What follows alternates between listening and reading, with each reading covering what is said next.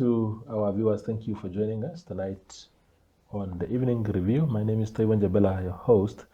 Tonight on the platform, we are welcoming back Esther Simasiku. She is a Senior Communications Officer at the Namibia Statistics Agency, and she's here to help us understand how the process of the Namibia Household Income and Expenditure Survey is going. And as a matter of fact, to let you know that somebody might knock on your door very soon. Thank you very much, Esther, for always embracing our platform. It's always a pleasure having you here. But how's the exercise going? It started off in April. Yes, thank you very much for having me. Yeah, the exercise started in April, 28th of April. This is a whole year long survey. Yeah. A lot of people are asking, but you were here, but yeah, that's what we do. We collect statistics. Yeah. It will go up to April next year, 22 April next year, 2026. Okay. Just for those who still haven't got an idea what the exercise is about, what do you intend to achieve with this exercise? All right, like you rightfully mentioned, this is the Namibia Household Income and Expenditure Survey. It's a survey that is collecting information on income, wealth, expenditure, and consumption of our country.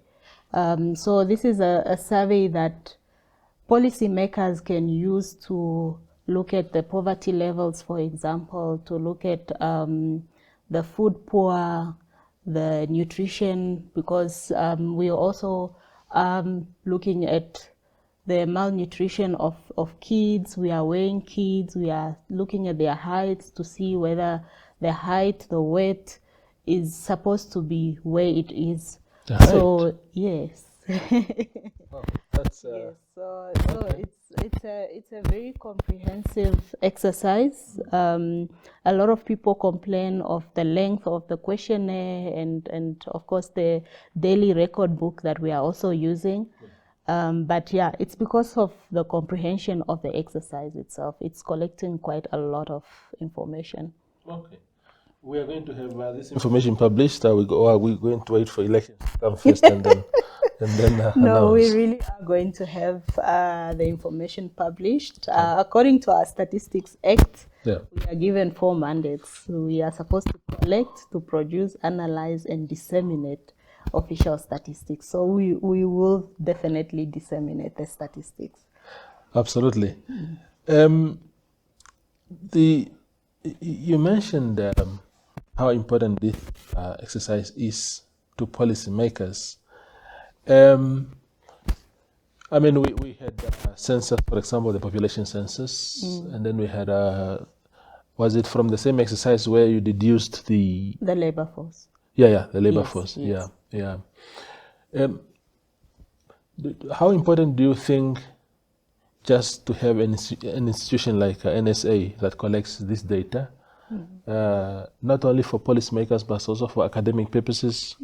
We see a lot of people doing PhDs or master's degrees, and their dissertation is usually around some of these things. So surely it's an important exercise to a lot of us. Yes, it is. A few years ago, I had the same question.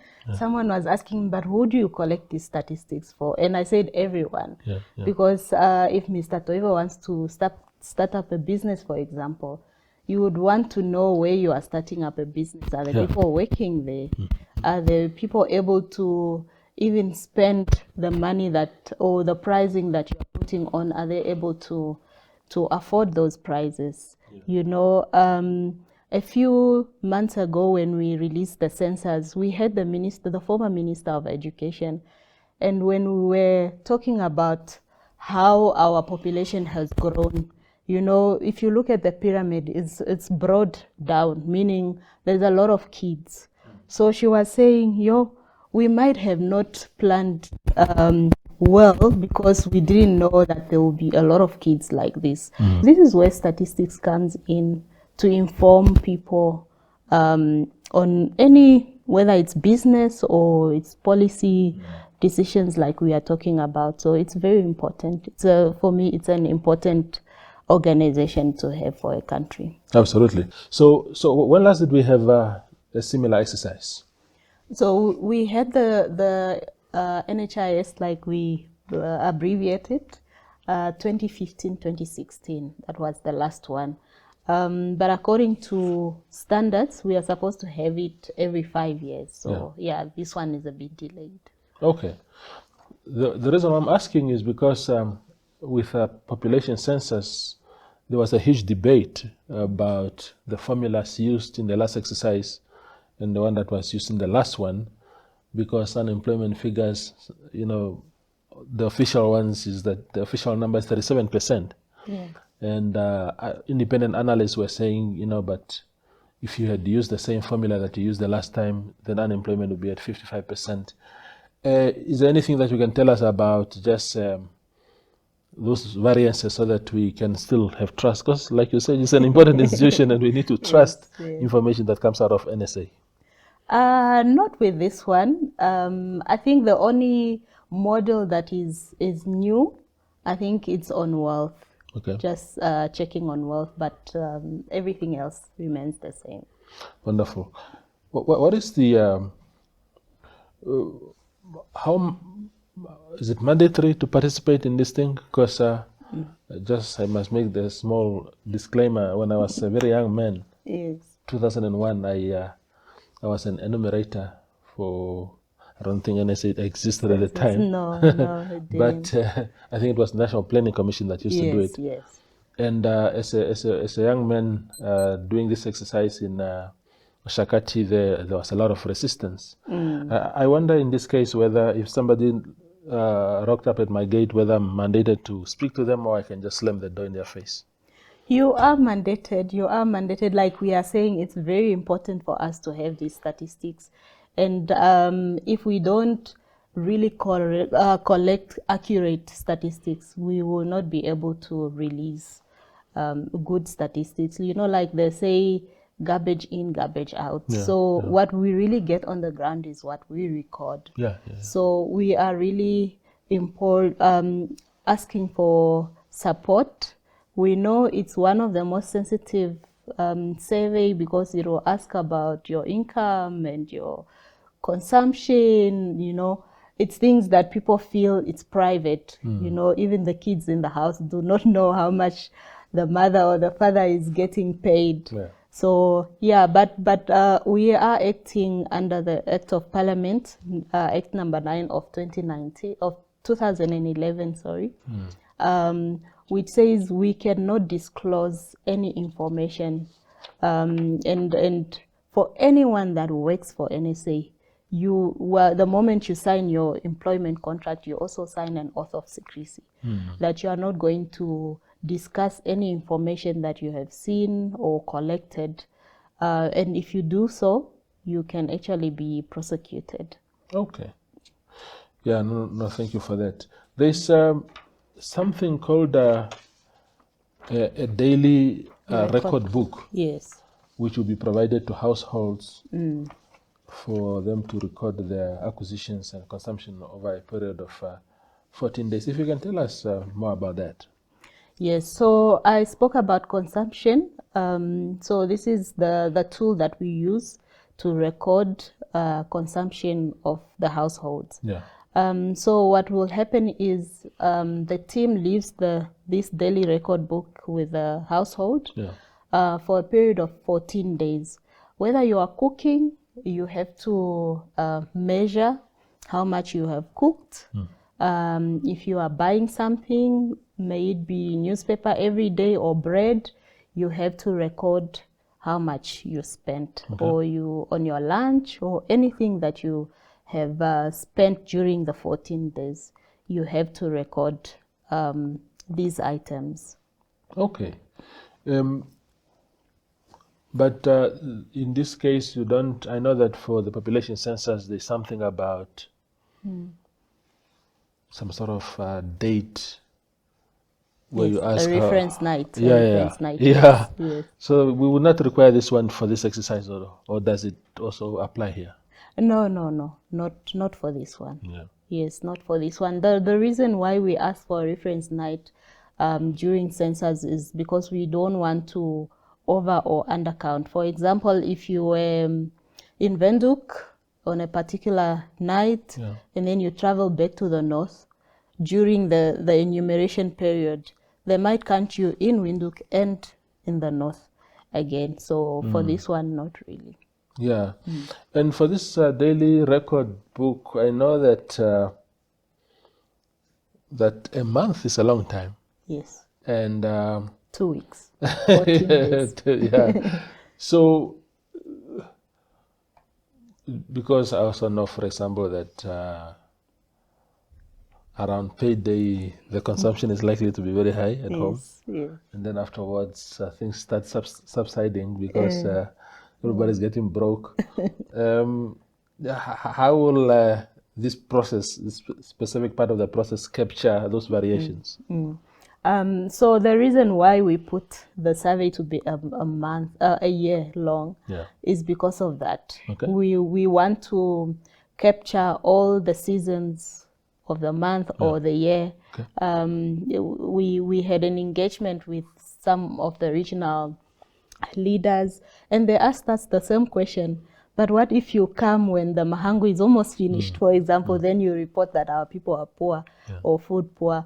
But the reason why we put it to be a whole year is to cover for all those incidences that there will be a time the field staff will be in your house when there is money or when there is no money. So it will cover for all those variations. Yeah. Just again to make that emphasis, if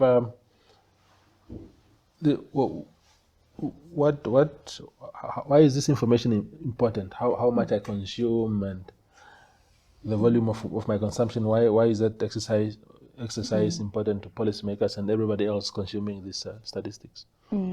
There's a term we call food poor. So and also there is I just can't say how much it is that you are supposed to survive on a monthly basis. Yeah. So this information will now show us, is this household able to survive? Say, for example, it's $200 a month. But when you are recording your consumption, it shows that it might be higher, but compared to your income, it's something else.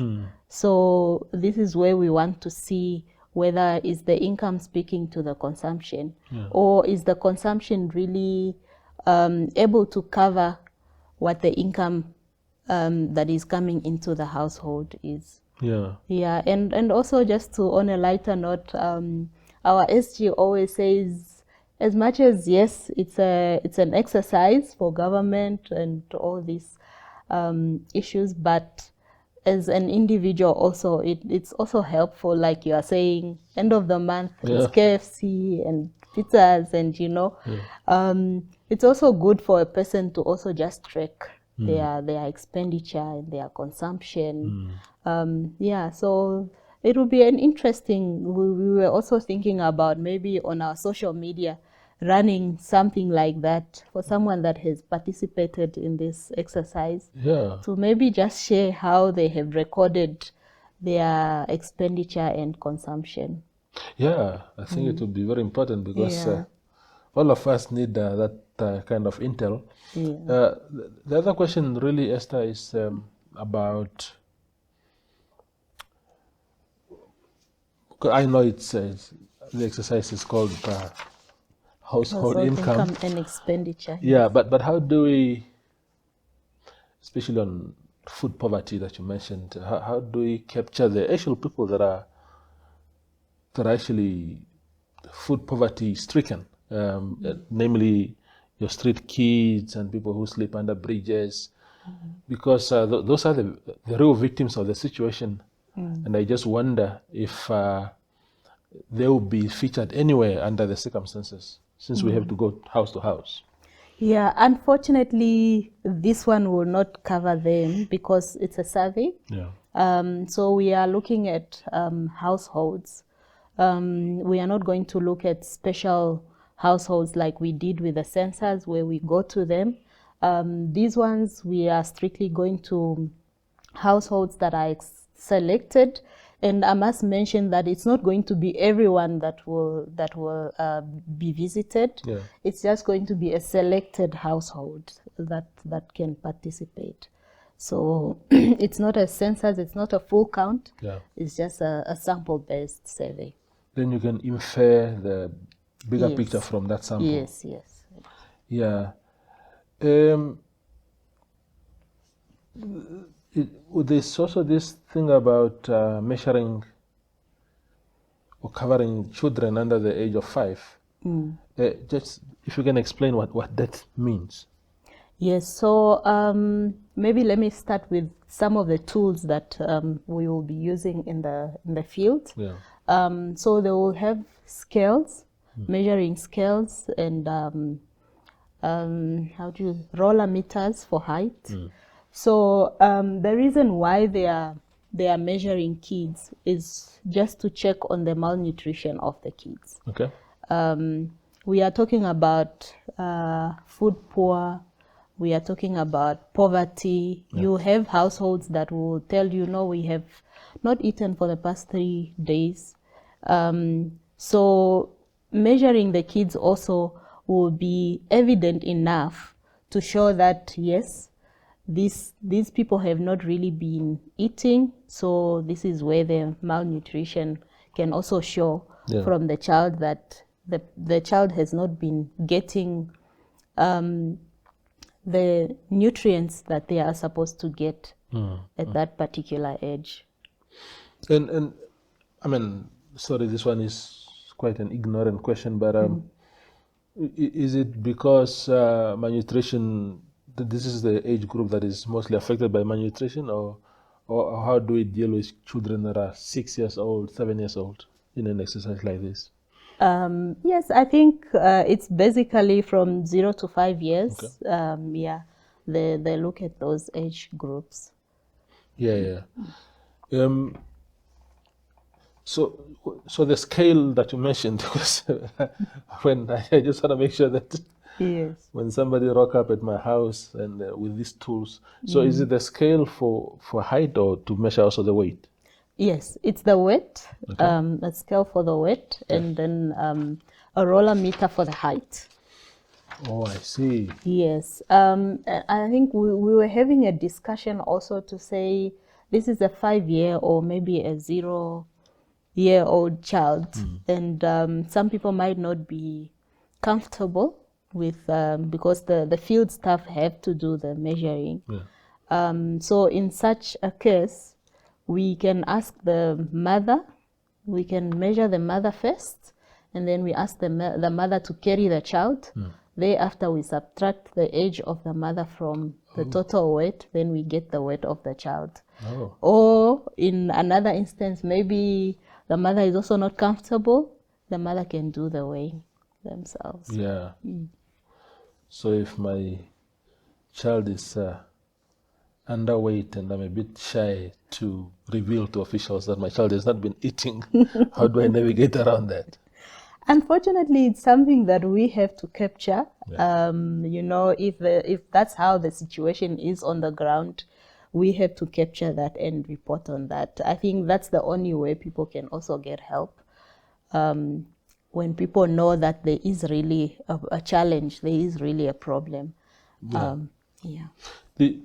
In my experience now as a young enumerator in 2001, one of the things that I encountered, and I'm sure even current enumerators are facing, is people saying, they come, they send people here, they take our information, but our personal situation doesn't change. Yes. When in fact, an exercise like this is not to address individuals, but to get a national picture and then intervene. To those, what do you say to those with that kind of attitude? Like you said, we have to get that picture. Unfortunately, it's a statistics office. We will be able to be going back, not almost every year, but it's an exercise that needs to be done. And there is a phrase that says you cannot measure. How does it go again? You cannot know about it unless you measure it. So you need to have that picture, the overall picture, for you to come up with interventions, for example. Yeah. So it's quite important, and you are right to say that that's one of the responses that we get. You were here last year. You were here the other year. Nothing has changed. But NSA just collects and disseminates that data. It's not really NSA's mandate to ensure that something is done. Yeah, no, absolutely, I get that. And in fact, you feed this information to those who must make sure that something is done. Yes. Who is conducting this exercise? Is it your own staff, or did you recruit extra people just to carry for this specific exercise? Yes, we recruited field staff on a temporal basis, and they were trained, a whole month training. So they also had to go through a test, just to test, because like I mentioned, it's a very complex exercise. One needs to understand what they are doing. So they were really trained to make sure that they really know what they are going to be doing. So they are on a whole year contract to make sure that this exercise is done. And there'll be no people calling our officers for non-payment, because that happens a lot. No, hopefully not. Okay. I hope we have learned our lesson. Yeah, very good. Maybe in closing, Esther, let's talk about one of the things that have happened at NSA in recent years is delaying these exercises due to lack of funding from the shareholder. Our population census should have taken place in 2021. Of course, COVID happened, but there were also financial issues. You said this particular one should have taken place maybe in 2020 because it's a 5-year exercise. Yes. The last one was in 2015. What kind of support are you receiving from government financially to make sure that you carry out your mandate? The NSA is fully funded by the government, so we got funding from the government to conduct this exercise. So the whole exercise is fully funded by government. Not only monetary, but when we started with the exercise, there were shortages of vehicles. So government also availed vehicles for us to continue with the exercise. So government is really supportive of these exercises. Yeah, it's very important. The last question really now. NSA, when you say it's fully funded by the state, do you have any other source of income? Do you sell some of this data? Not the specific one, but because you guys do a lot of things. Yes. Monthly you release this or that. Do you just apply it for free to whoever comes, even public institutions, banks, and others who want to use that information for their own to advance their own businesses? Or do you say, look, this one we are going to use it for commercial reasons and therefore you need to pay us? How does it work? The statistics is free. Yeah. But if there is an institution that wants to conduct a survey or an exercise, for example, we do commissioned work, and we charge for that. Oh, okay. Yeah, so we are trying to get some ways for us to fund ourselves. Yeah. Because we are all taking from one pot. Yeah. And the straining is seen everywhere. People are trying to cut on their budgets and here and there. So we do a few commissioned work here and there, and we really charge for that. Okay. Esther Luitumezi, thank you for coming through. Appreciate it. Thank you. Okay. That is Esther Simasiku. She's a senior communications officer at the Namibia Statistics Agency, telling us about this very important exercise that has started already in April this year and is going until April next year, and that is the Namibia Household Income Expenditure Survey. Please cooperate with our officials when you come across them, and good night.